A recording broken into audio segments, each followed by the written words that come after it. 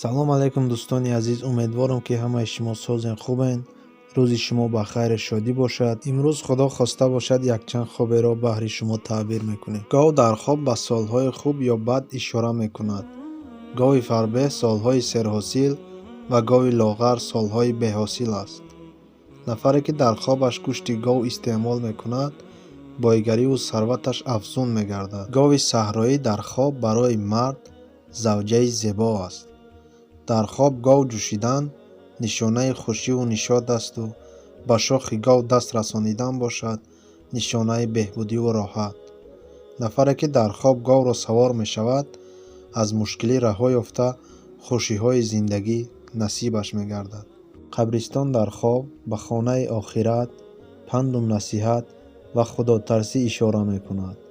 дар баъзе ҳолатҳо гӯристон дар хоб ба маънои марг меояду гоҳе дигар аз маҳбас шудани инсон дарак медиҳад.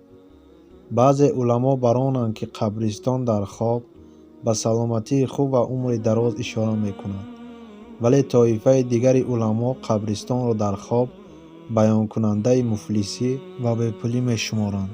гурба дар хоб ба маънои китоб меояд. дар баъзе ҳолатҳо гурба ба маънои дағалӣ ва дилсардӣ аз ҷониби завҷа, фарзандон, рақибон, дуздӣ ва ба ваъда вафо накардан аст. баъзеҳо гурбаро нишонаи бехатарӣ дар хона мешуморанд. рафту дар хоб гурба шуморо нохун занад ё газад, хобатон маънои онро дорад ки шумо қурбони фиреби ҳамкоратон мешавед ё бемор мегардед. гург дар хоб аз зулму ҷабри душман ва дӯст нишона аст. агар нафаре дар хобаш дар хонаи худ гургро бубинад, ба хонааш дӯст медарояд. гургро дар дигар ҷой дидан маънои онро дорад ки шахсе чунин хобдида нисбати нафари бегуноҳе гумони бад дорад. дар хоб дидани гунҷишк шаҳодат аз тавлиди тифл ҷинсаш писар аст. гунҷишкро дар хоб қапидан пешравӣ дар кор аст.